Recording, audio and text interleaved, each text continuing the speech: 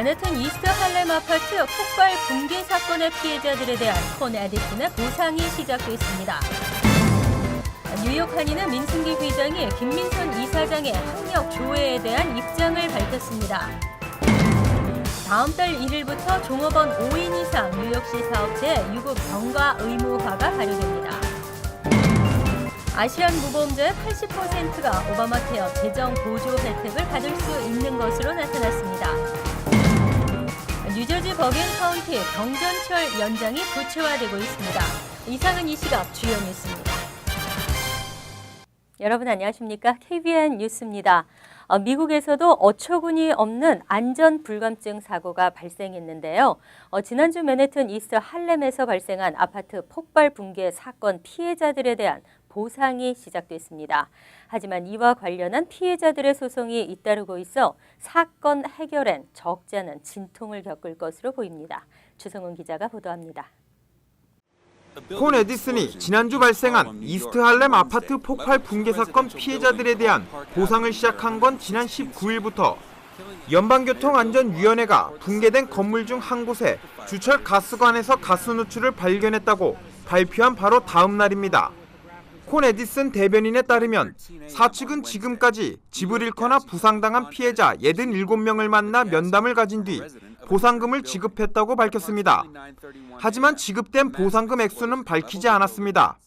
법조계에서는 피해자들에게 이렇게 보상이 빨리 시작되는 것은 무척 이례적인 일이라며 앞으로 벌어질 잠재 소송을 막기 위한 목적일 가능성이 크다고 말했습니다. 하지만 이미 피해자들의 소송이 뉴욕 지방법원에 속속 접수되고 있습니다. 8번째 희생자 유족으로 알려진 첫 번째 소송자는 이번 사고가 가스 누출 사고로 피해자가 사망한 만큼 건물주와 콘 에디슨사의 사망과 관련한 책임을 물었습니다. 다음 날은 사고 현장에서 한 블럭 이상 거리에 거주해 폭발 당시 충격으로 넘어져 영구적인 피해를 입었다는 미셀 넬슨 씨와 사고 당일 버스를 타고 현장 주변을 지나던 중 엄청난 폭발력에 의해 좌석에서 튕겨지면서 버스 내부와 심하게 부딪혀 인대와 혈관이 파열됐다고 주장하는 고교생 호세 바르가스가 뉴욕시를 상대로 피해 배상 소송을 제기했습니다. 맨해튼에서는 지난 12일 오전 이스트 할렘에 있는 5층짜리 아파트 2채가 폭발과 함께 붕괴해 지금까지 8명이 사망하고 5명이 실종됐으며 60여 명이 다쳤습니다. 특히 참사 이전부터 이상 징후가 포착됐지만 당국이 손을 놓고 있었다는 주민들의 증언이 이어지고 있어 피해자들의 소송도 잇따를 전망입니다. KBN 뉴스 주성훈입니다. 네, 다음은 신뢰가 무너지는 안타까운 소식입니다. 뉴욕 한인회 민승기 회장이 김민선 이사장의 학력을 무단으로 조회한 사실이 알려지면서 김 이사장은 공개 사과를 요구했는데요. 민 회장이 어제 뉴욕 한인회관에서 자신의 입장을 밝혔습니다. 금홍기 기자가 보도합니다. 민승기 뉴욕 한인회장은 기자회견을 통해 김민선 이사장의 학력을 무단으로 조회한 것에 대해 공개 사과했습니다. 민 회장은 이번 학력 조회 문제로 김민선 이사장이 마음의 상처를 받은 것에 대해 뉴욕 한인회장으로서 진심으로 사과드린다고 말했습니다. 민 회장의 공개 사과는 김 이사장이 지난 14일 기자회견을 열어 공개 사과를 요구한 지 엿새 만에 이뤄졌습니다. 민 회장은 무단으로 학력 조회를 한 이유에 대해 김 이사장의 학력에 대한 안 좋은 소문이 들려 뉴욕 한인회의 위상을 악화시킬 수도 있는 소문을 불식시키고자 이사 수락서에 기재된 신상 정보를 이용해 의뢰하게 됐다고 밝혔습니다. 또 민 회장은 김 이사장의 학력 조회 결과가 담긴 모 대학으로부터 받은 회신 내용은 유포한 적이 절대 없다며 유포 의혹에 대해서는 전면 부정했습니다. 민 회장은 김 이사장이 SNS를 통해 유출됐다는 증거를 넘겨준다면 진위 여부를 파악한 후 필요하다면 최초 유포자를 찾아 경찰에 고발할 계획입니다. KBN 뉴스 금홍기입니다. 빌 드블라지오 시장이 어제 종업원 5인 이상 뉴욕시 사업체 유급병가 의무화 조례안에 서명했습니다. 이로써 유급병가는 오는 4월 1일부터 발효됩니다. 다음 달부터 종업원 5인 이상의 뉴욕시 사업체들은 연간 최소 5일간의 유급병가를 제공해야 합니다. 또 조례가 적용되지 않은 기업들도 같은 기간에 무급병가를 허용해야 합니다. 다만 조례가 확대 개정됨에 따라 새로 추가된 종업원 5에서 14명의 기업과 시행 시기가 앞당겨진 종업원 15에서 19명의 기업들은 오는 10월 1일까지 벌금이 유예됩니다. 대상은 연 80시간 이상 풀타임 또는 파타임으로 고용된 모든 근로자들이며 본인과 직계 가족뿐만 아니라 본인과 배우자의 조부모, 함께 사는 형제, 자매 등도 아플 때 사용할 수 있습니다. 고용주는 종업원이 매 30시간 일할 때마다 최소한 1시간의 유급병가를 제공해야 하며 병가는 4월 1일 발효부터 즉시 누적되지만 최초 사용은 120일 후인 오는 7월 30일부터 가능합니다. 1시간의 유급병가를 취득하기 위한 기준 근로시간을 30시간 미만으로 책정하거나 아직 누적되지 않은 병가를 미리 사용할 수 있게 하는 것은 각 고용주의 재량에 달려 있습니다. 사용하지 않은 병가를 다음 연도로 이월하거나 금전적으로 보상하는 것도 고용주의 재량입니다. 하지만 연속 사흘 이상 병가를 사용할 경우에는 고용주가 의사의 확인 등 증빙 서류를 요구할 수 있습니다. 오바마케어 가입 마감 시한이 임박하면서 신청자들이 몰리고 있는데요. 신청자들은 생각보다 높은 보험료에 걱정이기도 합니다. 하지만 아시안 무보험자의 80%가 정부 재정보조 혜택을 받을 수 있는 것으로 나타났습니다.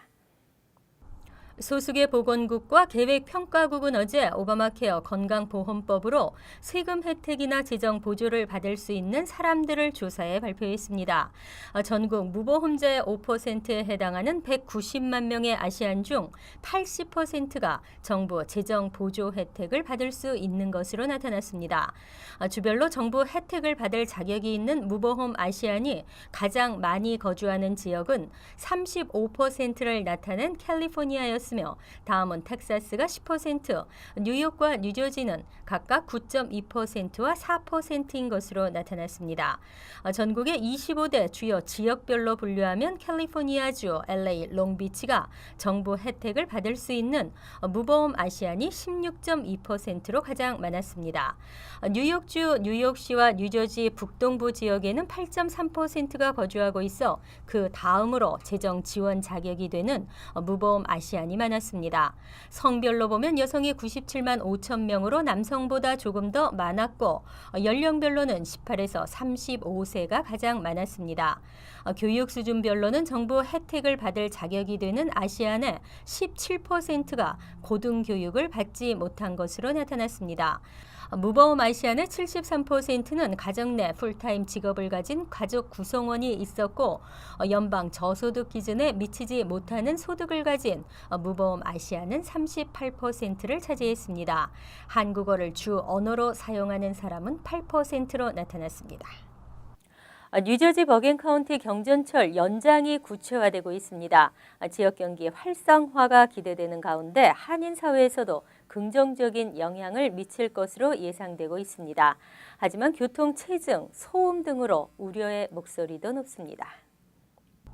스타레저는 어제 뉴저지 버겐카운티 경전철 노선이 지나가게 되는 팰리세이드 파크, 리치필드, 레오니아 등 10개 타운 시장들이 경전철 건설 촉구를 위한 위원회를 구성했다고 보도했습니다.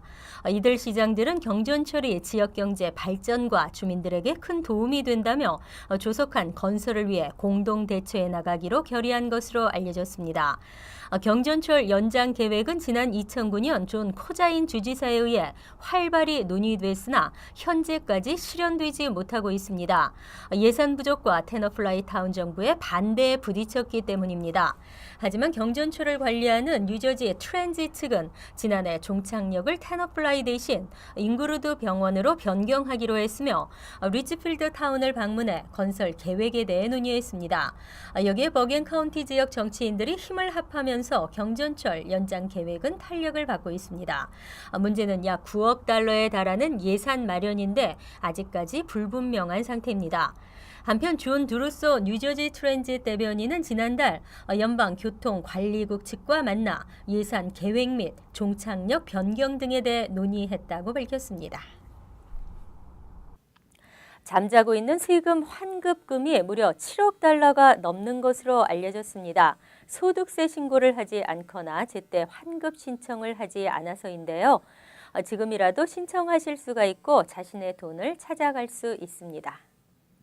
지난 2010년 소득세 신고를 하지 않은 납세자는 총 91만 8,600명으로 추산됐습니다. 이들 중 절반 정도가 약 517달러의 환급액을 받을 수 있는 것으로 알려졌으며 총 환급액은 7억 6천만 달러로 어제 국세청은 밝혔습니다. IRS가 발표한 자료에 따르면 텍사스는 8만 600명의 납세자에게 총 7,199만 달러의 환급금이 돌아가지 않아 세금 환급액이 가장 많은 주로 나타났습니다. 다음은 캘리포니아가 6,975만여 달러로 2위를 기록했으며 해당 납세자는 8만 6,500명이었습니다. 뉴욕은 3위를 기록했는데 소득세 신고를 하지 않은 사람은 5만 7,400명, 이들의 1인당 수령액은 623달러였습니다. 총액은 총 5,054만 3천 달러로 나타났습니다. 뉴저지도 2,671만 2천 달러, 소득세 신고를 하지 않은 2만 9,500명의 1인당 수령액은 639달러입니다. 커네티컷은 1,030만 달러로 총 11,700명이 620달러씩 환급받을 수 있습니다. 존 코스키넌 국세청장은 2010년 소득세 신고를 하지 않은 납세자들은 기한 내 신고하기를 바란다고 밝혔습니다. 부모님들의 대부분은 자녀의 숙제에 대해 질과 양에 만족한다는 반응을 보였습니다. 하지만 자녀들이 숙제하는 시간은 점점 줄어들고 있는 것으로 나타났습니다. 숙제가 많아 아이들에게 과도한 부담을 주고 있다는 일부의 지적에도 불구하고 전국적으로 학생들이 숙제를 하는데 보내는 시간은 점차 줄어들고 있는 것으로 나타났습니다. 전국교육과정평가원이 지난 1984년에서 2012년까지 9, 13, 17세 연령별 그룹을 조사한 결과 세 그룹 모두 1시간 미만 숙제를 한다고 답한 학생이 가장 많았습니다. 9세 그룹의 경우 1시간 미만 숙제가 지난 1984년 41%에서 2012년 57%로 늘었습니다. 2시간 미만이라고 응답한 학생은 1984년 13%에서 2012년 12%로 소폭 하락했습니다. 13세 그룹에서는 1시간 미만의 시간을 투자해 숙제를 한다고 응답한 학생이 1984년 36%에서 2012년 44%로 8%포인트 상승했습니다.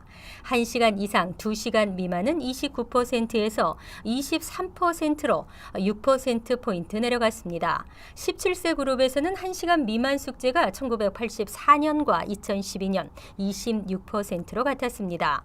하지만 1시간 이상에서 2시간 미만의 시간을 숙제를 하는데 보낸다고 응답한 경우는 1984년 27%에서 2012년 23%로 4%포인트 떨어졌습니다. 또 숙제를 전혀 하지 않는다고 응답한 경우는 17세 그룹이 가장 높았고 연령이 낮아질수록 숙제를 하지 않는다는 응답도 줄어들었습니다. 뉴욕과 뉴저지를 잇는 가장 멋있는 다리 조지 워싱턴 브리지 1927년부터 공사를 시작해 1962년에 완공했으니 80살이 넘었는데요. 7번 전철만큼이나 한인들의 애환이 있습니다. 조지 워싱턴 브리지의 대대적인 개보수가 시행됩니다. 뉴욕 뉴저지 항만청 이사회는 어제 조지 워싱턴 브리지 개보수 예산으로 10억 3천만 달러를 승인했습니다.